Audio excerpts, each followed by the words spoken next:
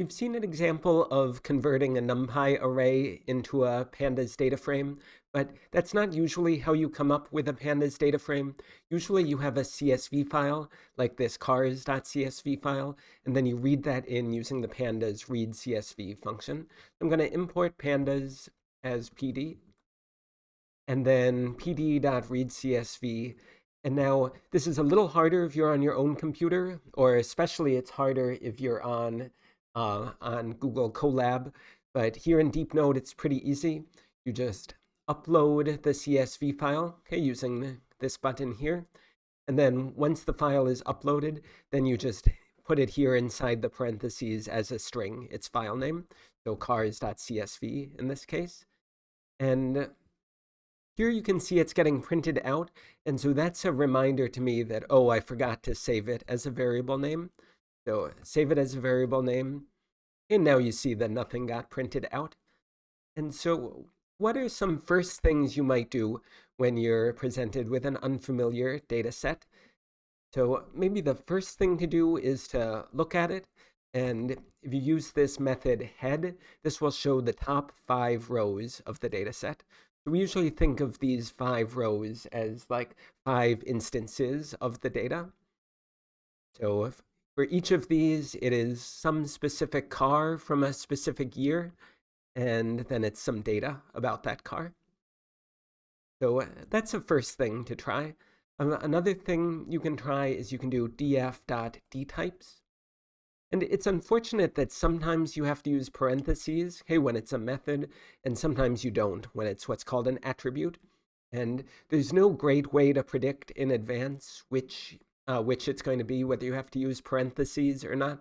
So it's just something that the more you practice, not so much by watching my videos, but by actually like typing yourself, the more you do that, the more you'll get familiar with like which ones do you need parentheses and which ones do you not. So what is this telling me? This is telling me the names of the columns. So like this one is called name, this one is called miles per gallon. And then for each of those, it is saying, what is the data type?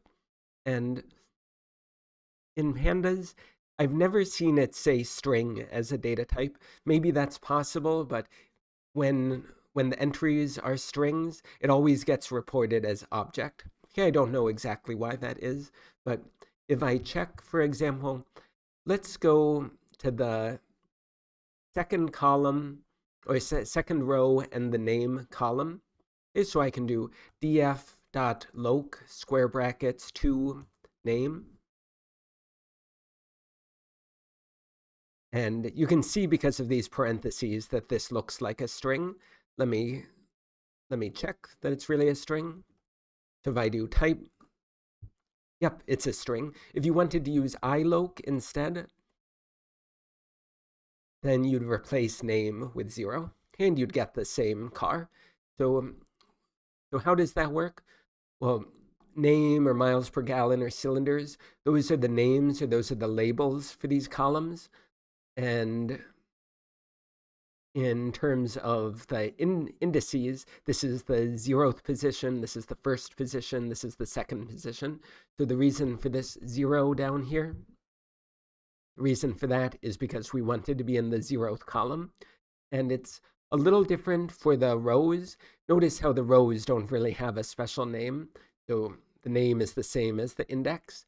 So that's why I use this same number 2 for both loc and for iloc. Okay, because the label was 2, which is the same as the index. So object, often that means string. Could mean something else, could mean list or something also. Float 64, that's saying it's like a decimal, which is sort of surprising because these don't look like decimals. Maybe I'll say something more about that later. And cylinders, that's getting reported as int 64. So that's some sort of integer, so not a decimal.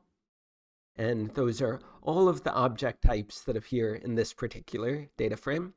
One other possible data type that we'll see is here, instead of this being, so this is called year, and the name of the data type is object. So let me check that. So say I do df.loc. Let's go to row 2 again, and let's go to year. So again, you can see that this is a string. Sometimes that might be what's called a date time object in pandas. Okay, so that's another type that this could be.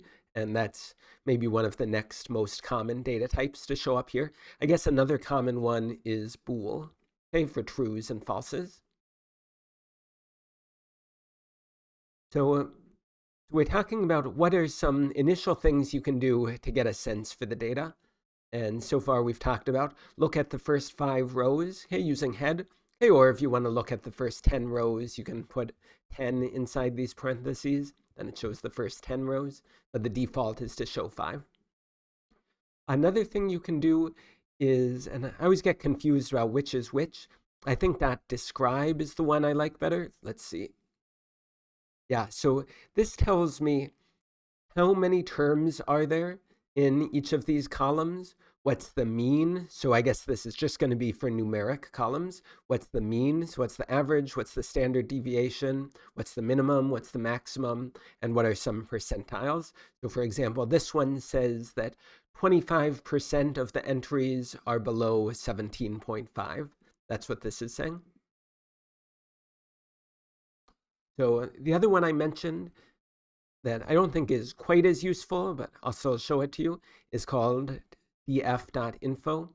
So this df is my variable name for the data frame, and then I'm getting this info method from it, and I'm calling it.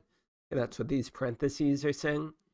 And this is just telling me what are the names of the columns, how many non-null entries are in there, and what is the data type.